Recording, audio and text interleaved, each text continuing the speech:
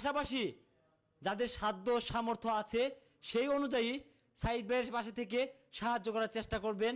অবশ্যই দোয়া করবেন। সবাই ভালো থাকুন, সুস্থ থাকুন। আল্লাহ হাফেজ।